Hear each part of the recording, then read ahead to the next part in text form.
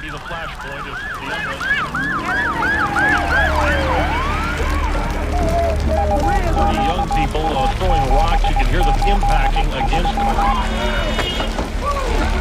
This scene has really gone crazy out here right now.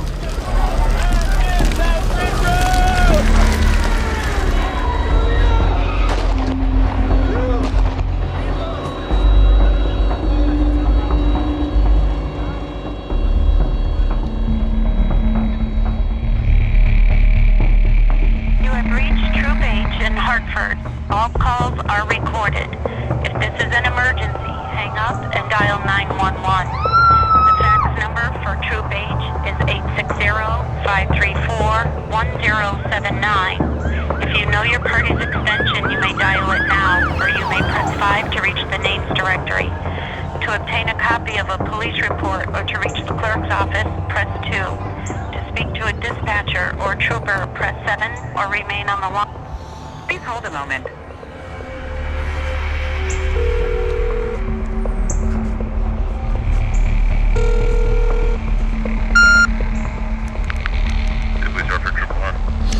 Hi, my name's Tim Riley. I'm trying to file a police report with you guys, but I live quite a ways away.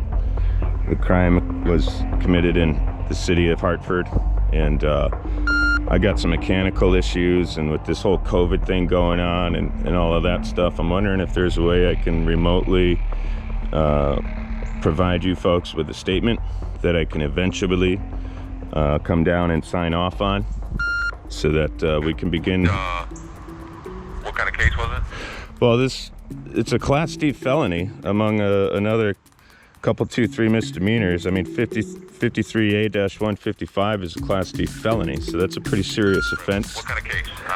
I got the statutes, but what's the kind of case you're talking about? I don't know anything about it. You got to surf it. Well, I was at a courthouse on Wednesday.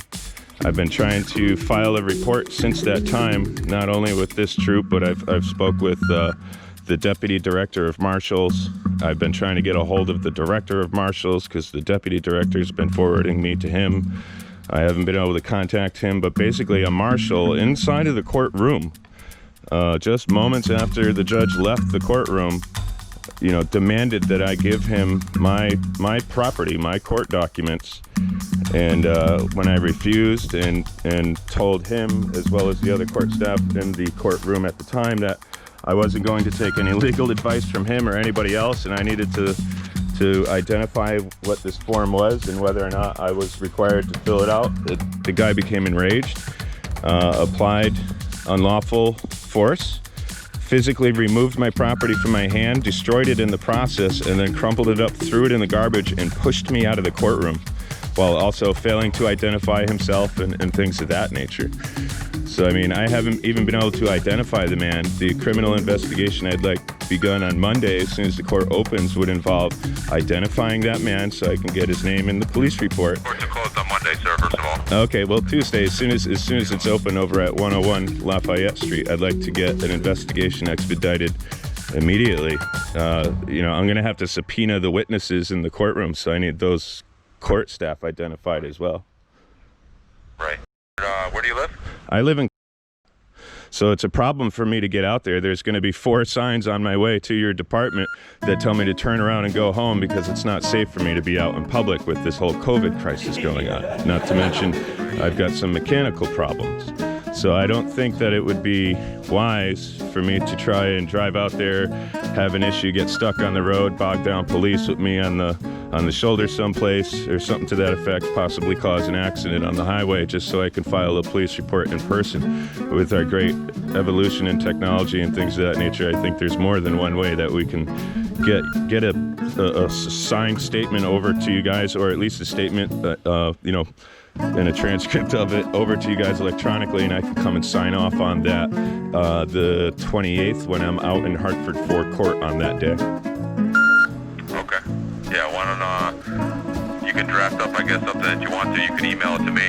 We'll still need a sworn written statement. Yeah, that's fine. Yeah, I'll do all of that. I would appreciate being able to do that, because when I called a couple days ago, the dispatcher was like, no, you have to come down. You can't do it any other way. And we don't respond to things like that immediately because it's not serious, which left me completely perplexed because a Class D felony committed by a state marshal is pretty serious, if you ask me.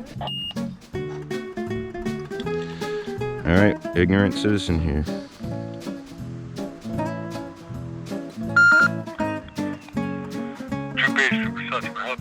Hi, I'm looking to try and figure out how to identify a marshal that I was involved in an incident with in the courtroom over at 101 Lafayette Street. Marshal's office for that. Yeah, I've tried to no avail. I couldn't even get any officer, anybody there on scene to work with me. And what's kind of terrifying about that is there was a crime committed. I'm looking at the statutes right now. 54-33E applies here, 53A-117, and 53A-155. This man, basically made unlawful application of force and withdrew my physical, my property from my hands and destroyed it in the middle of a courtroom 2 seconds after a judge left.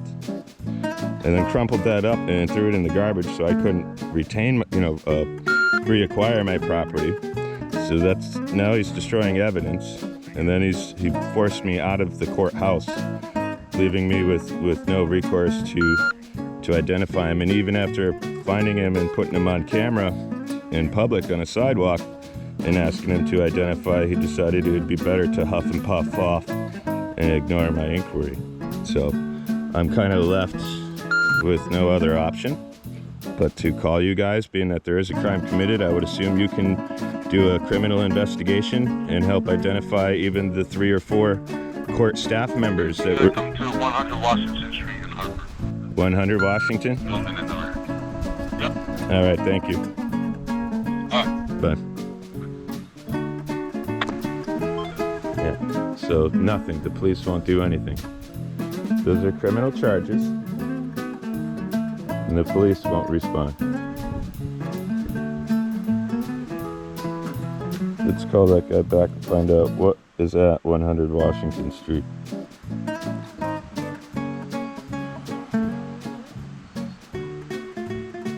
You have reached True in Hartford. All calls are... Please hold a moment.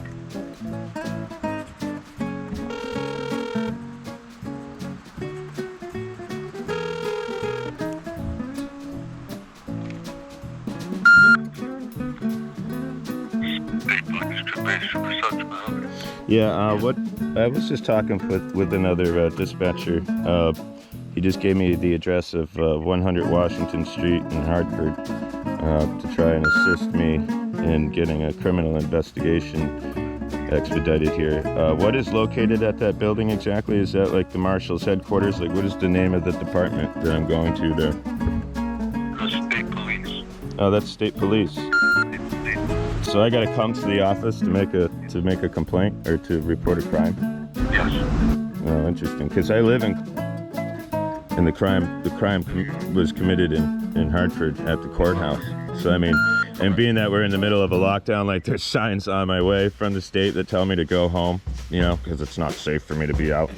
So I mean, under the extenuating circumstances and with the incredible length to which our technology has evolved, I'm pretty sure we could do this electronically. Am I mistaken? Yes, you are.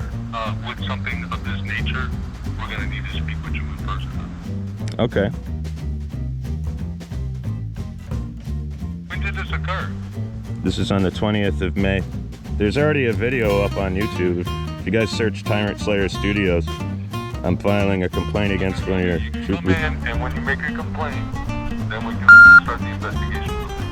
Right, but usually when a crime is committed, don't you guys go and like confront the suspect and ask questions and conduct an investigation? Like I told you how you need to handle yourself and how to conduct an investigation on this. We don't. No, I understand that, but I'm just asking a question from a ignorant standpoint. It's not something that needs immediate attention.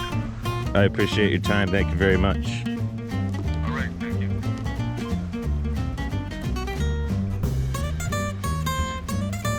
go press stop recording. Right. Yeah. So it's so serious. So let me ask you why you didn't walk across the street and report it to us at that time. Well, I didn't know you guys were located across the street. I don't live in the city of Hartford. I live out in... And I was there for a child custody case. I mean, with the tremendous level of stress associated with that and the sheer terror of what just happened. I tried to get help from the other marshals in the courthouse. Nobody would even identify themselves or treat me, you know, the private citizen with rights, with any sort of degree of measurable respect. Trooper at the courthouse too. You didn't. The Trooper Wilson. Actually, he's I've got a formal complaint against him. I've been having trouble locating your complaint form online. The whole process, like it gives you details. Oh, click this link, follow this, go to our contact page. You can find a complaint form there. If you go and follow the directions on the website for filing a complaint and trying to acquire a complaint form, it takes you in a complete circle and you never actually get a complaint form. So if after I email you, when you provide me with your address, if you can email me the link so that I can directly download that complaint form and fill that out, I will be more than happy to provide that, as well as my statement that I will sign off on the 28th to you electronically via email. Because Mr. Wilson, he's violated Title 18, Section 242 U.S. Code and failed to protect my rights and create a barrier between my rights and the out-of-control lawless marshals that were there at the courthouse. And despite showing him the law, he still refused to do his job. Not a mask to go into the courthouse? Yeah, that's me. Yeah, that's me. Yeah, that the 9th Amendment right says I don't have to adhere to those orders, and no private citizen does. And this man didn't want to accept that. He made me weigh all of my civil liberties and rights against the safety and security of my daughter and that of my due process. And that's completely unacceptable. Okay. Why don't I give you my email address and you can draft up your statement form, whatever you want to do. We can follow up with the courts on Tuesday and see what the situation is. All right. Let me just get my pencil here. I appreciate your time. You've been the most helpful individual I've been able to speak with in the last 96 hours or so. I mean, I've been pedaling away on this since it happened, and this is the most progress I've made, which is very sad. But I do commend you for being reasonable and trying to help me today. What is your email address, sir? First name Sean, S-E-A-N. Yeah. Dot Mahar, M-A-H-A-R. Yeah. At ct.gov. ct.gov. Thank you so much. So that'll still be needed. We don't use emails as sworn statements, so that'll be translated at some point. And I don't know who will necessarily be investigating what the situation will be on the 28th. I don't know my work schedule off the top of my head, but right. But at least now it's on file. At least now I'll have it on file. It's not like I've been pussyfooting around, if you will. Pardon my French. But you know, I don't want some sort of time to subside and then that be used against me. Like, well, why didn't you call this day, or why didn't you do this that day? I've been trying to do something every single day, and I've got video documentation of all of my efforts being squandered by a number of state entities. Like I said, this is the best phone call I've had since Wednesday, so I sincerely appreciate your service and your assistance, and I'm glad that we can begin to at least document electronically what's been going on. Sure. So thank you very much. Over, sir. Okay. You have yourself a good day, sir. Thank you. Yep, bye. Please hold a moment.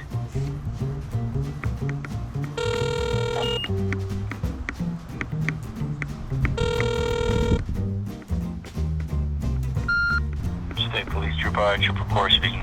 Hi, I'm just calling to try and validate a phone call I got yesterday from someone who identified as a state police officer. And, you know, the number was listed as private, so it had me a little perplexed. Sure. It's based, and do you guys operate for Torrington? You guys are the troop for Torrington? No, we don't cover Torrington. Troop L out of Litchfield does. Oh, shit. That was an L. Okay, I'm sorry. It looked like an I. Yeah, okay. I'm sorry. I screwed up my letters. Okay. All right, no problem. Hey, man, sorry to bother you. Thanks for your service. All right, sir. Be good. You're welcome. Bye. Goodbye. All right, ignorant citizen here. Please hold hold on while I try that extension.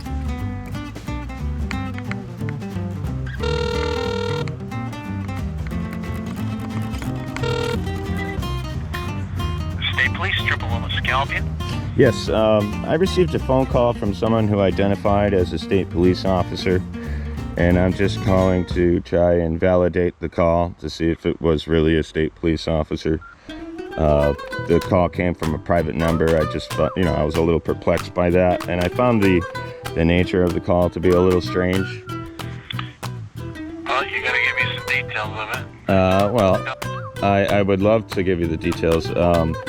You guys operate for Torrington out there, right? You're up in the northwest corner? We don't cover Torrington. Troop B covers Torrington. Troop B covers Torrington. What the hell? What's the trooper's name? Badge number? He didn't give me a badge number. I can't remember the name, but I can give you details regarding the nature of the call. It was somebody calling on behalf of a woman who works for DCF, who was, I guess, confronted with a press inquiry